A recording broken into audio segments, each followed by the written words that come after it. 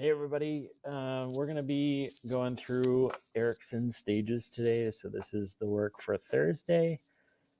Same deal as always. I'm going to try to just make sure that the big ideas make sense. You should be taking some notes as you listen.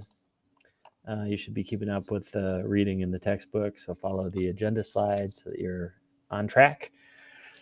Erikson's theory is called psychosocial development, and our focus question is, how do we develop socially? So we've been talking about Piaget and cognitive development. We're looking at Kohlberg's work on moral development. So now is our next version of development, social development. So we look at this guy, Erik Erikson, to see how he describes development. So what we have in this graphic are the different stages that Erikson talks about. You should know the names of these and what's happening at each stage. We're going to go through them.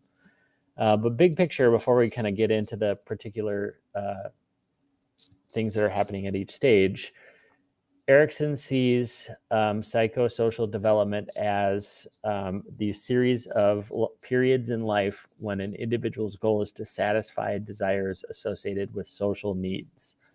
So he would argue that at particular time periods, there are certain social things that you're focused in on. So for example, you all are in your late teens. So late teens and early 20s is this one right here, identity versus role confusion. So he says that, everybody's kind of going through the same set of things around social needs of figuring out who am I.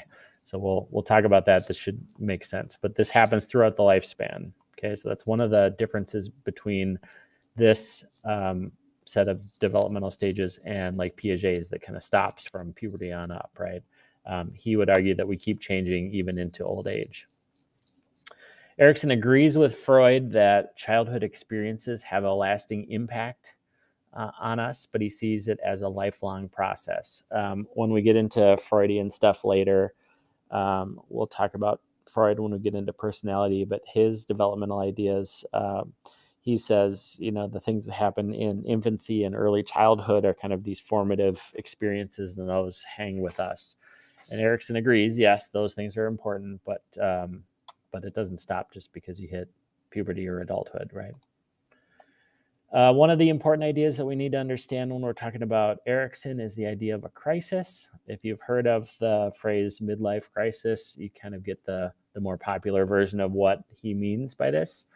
Erikson would say that a crisis is an issue faced during a particular point in development. Think of it like a turning point at each stage. So the child or the person might develop one way or another depending on how other people respond to them during that stage. So success with each crisis leads to either healthy personality development and the ability to resolve later crises or stages, or trouble. And so we'll kind of go through each stage, and you'll see the reason that his stages are framed trust versus mistrust, autonomy versus shame and doubt, etc., is because that's that kind of crisis, and it pushes you one way or the other depending on how you resolve that crisis, or if you resolve that crisis. So success is what we're hoping for, especially if you were raising a child. You're going to want to have them find success on each of these stages. So the example, we'll talk about autonomy versus shame and doubt. It's one of the early stages. Look at the picture over here. We have this baby that's learning how to walk. You have, I don't know if this is the mother or some caregiver who is encouraging that child. Autonomy means you can do things on your own, right? Doubt means you're not sure about your skills. So how this person responds to this person's attempt at walking is going to push them towards either more autonomy, they can do things on their own, and that kind of confidence, or more doubt in their abilities. So if you're the caregiver here, you want this kid to be developing autonomy, right? So your reaction to their response is going to be important for that. So the question that we would have talked about in class at the table is, how could a parent's reaction lead to autonomy or doubt? So I'm going to have you pause me for a second and think about that. And when you think you have an answer, come on back. You're back. So, parents' reaction. If this parent is encouraging, and what happens if the kid stumbles or falls and they go, it's okay, and they scoop them back up and help them on their way, you keep encouraging, that's going to push them more towards autonomy, like knowing that kids could fall and that's part of the process. That kid then learns, like, oh, you keep trying and you get better. If this parent is like hovering and never lets the kid try to walk because they're worried that they might fall down, oh, it'll just be easier if I hold you. Oh, it'll be just let me bring you. That child's going to start to doubt their abilities. Okay, so the parent's response in this case could impact the kid and push them down one path or the other. So if you get this idea of the crisis, it's kind of the cornerstone of all of these stages. Then we just need to understand, what's happening at each stage. So let's get into it. We'll go stage by stage. You're going to notice that we have the title, Trust versus Mistrust. In this case, you'll see the age range for that stage. And then, we kind of have a code for that period of time. So birth to 1 year, we're talking about babies, right? Look at this baby, swaddled up, totally helpless, right? So it says if the child's needs are dependably met and sound attachments are formed, we've been talking about attachment, infants can develop a basic sense of trust that they carry with them to other relationships later in life. If those needs are not dependably met, if the kid's crying and no one shows up, they develop a sense of mistrust. So if I am a almost 50-year-old man and I've been struggling with relationships my whole life and I don't let people get close because I don't think I can trust them, Erikson would say, well, perhaps something was happening when you were a baby, right? You never developed that sense of trust. Okay. Down at the bottom, you'll also see kind of a more broad virtue. I have it labeled here. So, kind of bigger picture, this relates to hope, right? As things happen around you, do you have that sense that other people are going to be there and supportive or not? That's trust versus mistrust. Pretty straightforward, I think. Second stage, 1 to 3 years old or early childhood, is called autonomy versus shame and doubt. We kind of talked about this one already. Again, autonomy is the idea that you can do things on your own. Shame and doubt, you either feel bad about your attempts at things or you doubt your ability to do things on your own. So, I don't know where you all are at, but I have 2 kids. And as a parent, it was pretty clear in my mind, at least, that our goal was to get them ready so that they could fly out of the nest and be independent and not live in our basement forever, right? And I'm still holding on to the fact that my son will fly out of the nest. We'll see. But the idea is that we're trying to develop autonomy. So what can I do as a parent? It says here, toddlers develop a sense of personal control over physical skills and a sense of independence. Feeding themselves, dressing themselves, picking the toys they want to play with. Think of all the things that are happening when you're a toddler. Success leads to confidence and independence, autonomy. Parental criticism or over control lead to a lack of self-esteem. So look at this child. Look at the mess, right? If I'm a parent and I'm stressed out because there's spaghetti all over her face and I'm just like, I'll just feed you. It'll be easier. It'll be neater. It'll be cleaner. What I'm actually doing is feeding the wrong side of this, right? If the kid gets dressed by themselves and they're proud, look, Dad, I got dressed today all by myself. I did it.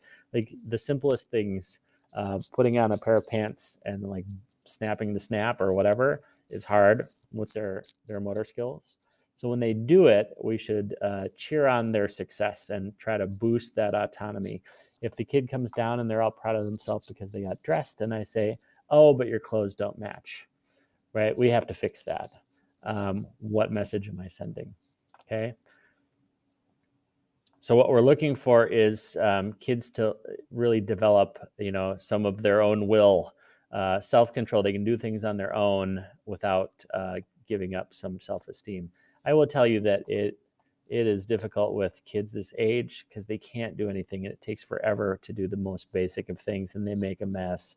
and they try to help, and it's not helpful. But again, what is the larger goal? We want to push them to be able to do those things, to be autonomous, as opposed to doubting their abilities. Okay. The third stage, from 3 to 6, think like preschool era, is called initiative versus guilt. So kids are beginning to explore their interpersonal skills by initiating activities with others. I mean, this is really the job of preschool. Kids are learning how to interact with other people, how to get along, how to take turns. All of those things are complicated and take a lot of practice. Talk to any preschool teacher and they will say this is like the number one thing that they're focused on, right? If you learn how to do this, success leads the child to feel secure in their ability to lead others. Those who exert too much power experience disapproval, think like a bully, resulting in guilt. And they can either remain a follower or kind of push further down that other path of being more bullying, right? Either way, they're going to be on the wrong side of this division, not having the initiative to take things on their own, or not being able to interact positively with other people. So having helping kids learn how to navigate those experiences so that they can kind of interact.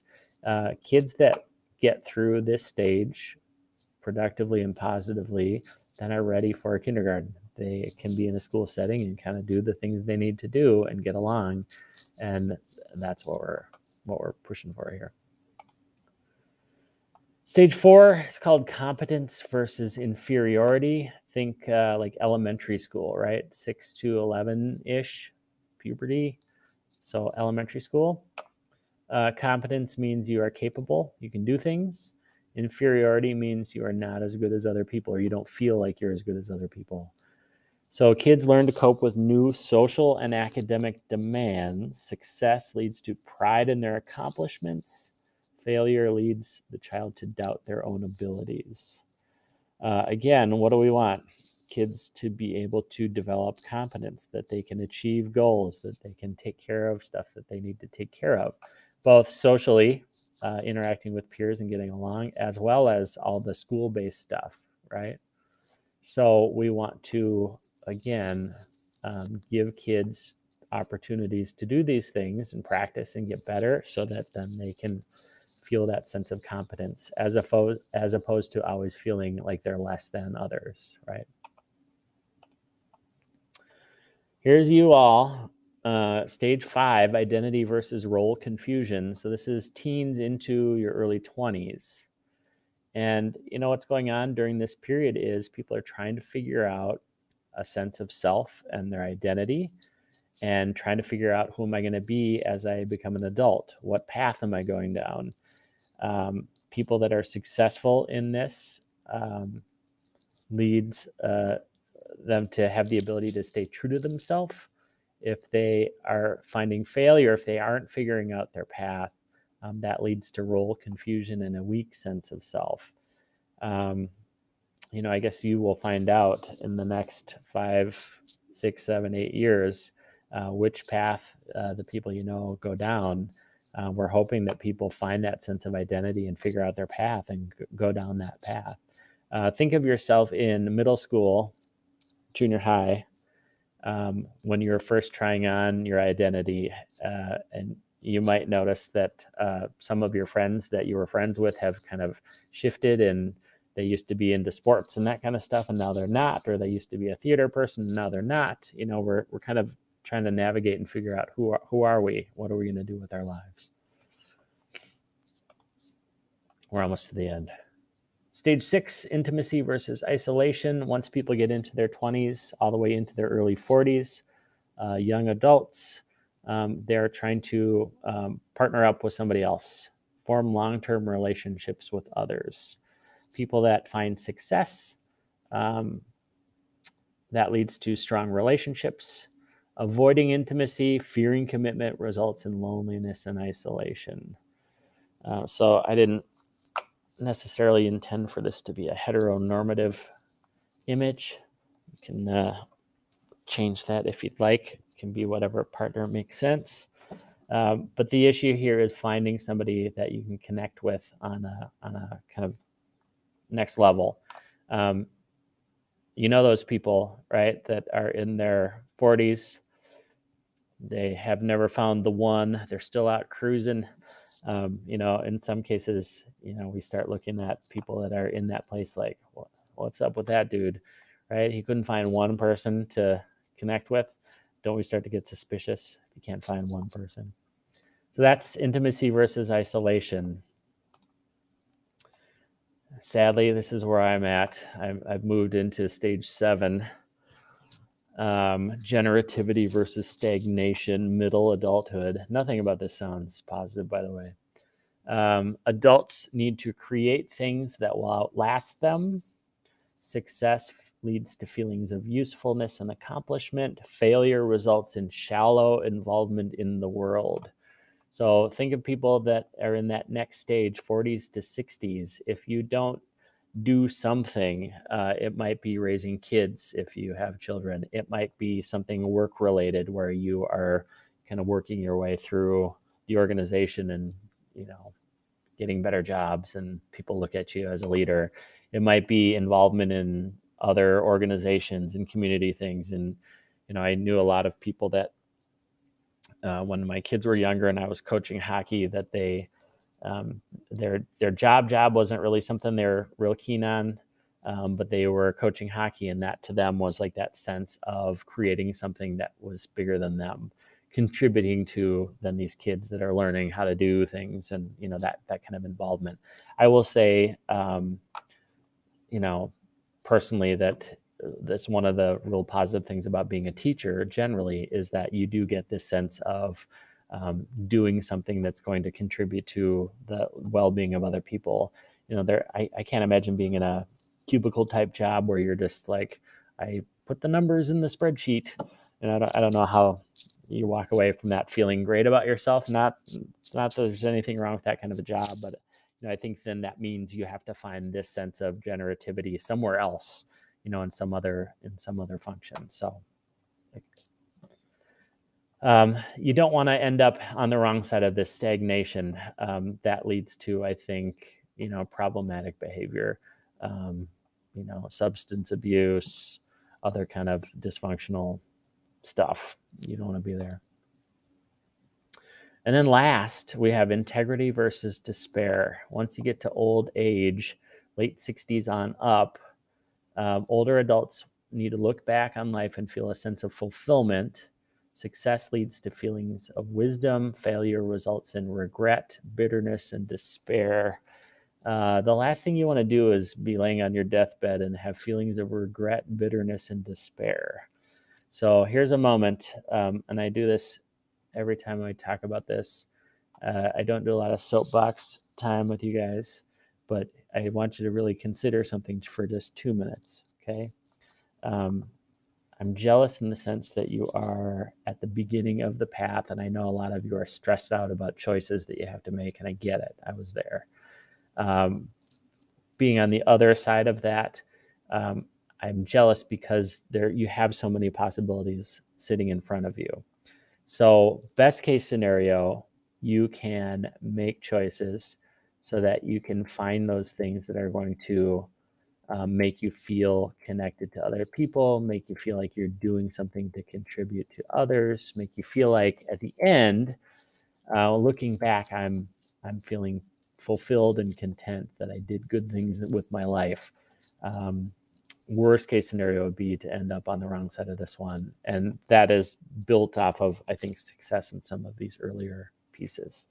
So that's my soapbox preaching at you.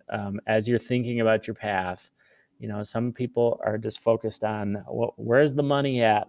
How can I make the most money? And I will say from firsthand experience, you got to make money, you got to pay rent, you got to, be able to afford the things you need to afford. However, money is not always the thing that will make everything else better. So, is there a way that you could make money and also feel like you're doing something beneficial, both for you and for other people? If you can find that, I think that's best case scenario. All right. I just talked a lot and I'm exhausted. So that was our notes for Thursday. Tomorrow, remember, I have a sub, and I'll have some notes on here for modules 46 and 50 when we get into gender and sexuality. And then just FYI, Monday, we are going to be watching a Nova video called Sex Unknown that'll be related to some of the stuff we talk about tomorrow. So I'll have some notes posted for Friday as well. And then we have a test coming up Tuesday and Wednesday of next week. So you should be doing some prep. That's all I have for you. Have a good afternoon.